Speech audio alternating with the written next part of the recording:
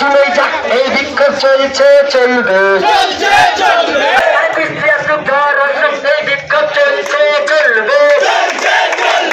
ঝড় আসুক জল আসুক বিক্ষোভ চলবে, খাওয়া দাওয়া হোক না হোক বিক্ষোভ চলবে। রাস্তায় শুয়ে পড়ে এমনই স্লোগান দিয়ে পথ অবরোধ তারকেশ্বর চাঁপাডাঙ্গা বাজার এলাকায়।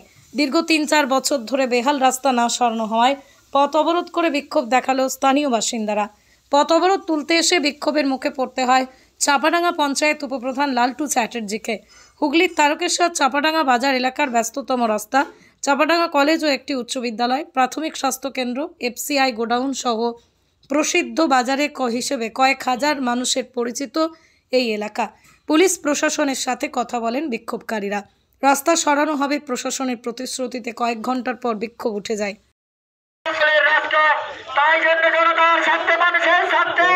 আমি সরকারকে আবেদন করতে চাই, চিৎকার করে বলতে চাই, এই সরকার অতি দ্রুত 10 থেকে 15 দিনের মধ্যে রাস্তা করতে হবে।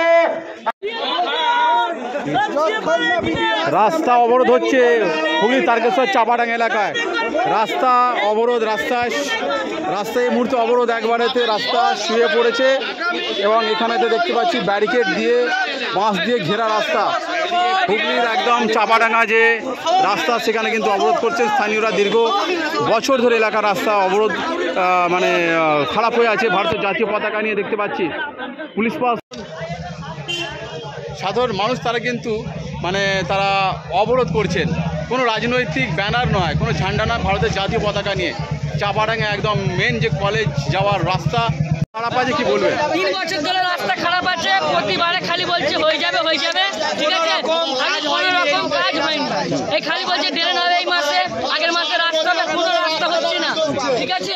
3 বছর ধরে বলছে রাস্তা হবে, এখানে কোনো সিদ্ধান্ত নিচ্ছে না, ঠিক আছে। এবারে এসছে বলছে হয়ে যাবে, মেপে গেছে, রাস্তা মেপে গেছে, আবার 1 বছর টপকে যাবে, আবার 1 বছর আন্দোলন হবে, বলবে হয়ে গেছে। সেই রাস্তা একই রয়ে যাচ্ছে, 4 বছর ধরে একই রাস্তা রয়েছে আমাদের রাস্তা। সমস্ত মানুষকে জিজ্ঞেস করো, দোকানদার যত আছে সবাই একই কথা বলে, 4 বছর ধরে এই রাস্তা রয়েছে। এই রাস্তার নাম কি? এটা চাঁপাডাঙ্গা মিত্রপাড়া কলেজ রোড। কি চাইছেন? এটা কলেজের যত ছাত্রছাত্রী যাচ্ছে। আমাদের সরকার সাধারণ মানুষের পাশে সবসময় আছে। নিশ্চিতভাবে কয়েক মাস পরে এসে দেখবে রাস্তা সুন্দরভাবে তৈরি হয়ে গেছে। পঞ্চায়েত কি তাহলে ব্যর্থ? পঞ্চায়েত ব্যর্থ নয়, রাস্তা তো হচ্ছে। দেখুন, এই রাস্তা জেলা পরিষদের রাস্তা, আপনি পঞ্চায়েতের রাস্তাগুলো দায়িত্ব থাকে, সবার দায়বদ্ধতা আছে। আমাদের সেই মেসেজ আমরা ভিডিও মাধ্যম জেলা পরিষদ আমরা পৌঁছে দিই, জেলা পরিষদ আমরা পৌঁছে দিই। এবং জেলা পরিষদের 3 মাস আগে ইঞ্জিনিয়ার এসেছিল, তারা ড্রেন মেপে গেছে এবং রাস্তাও দেখে গেছে। ড্রেনে 39 টাকা করেছে এবং তার টেন্ডার হয়ে গেছে, ওয়ার্ক অর্ডার এই সপ্তাহে হবে।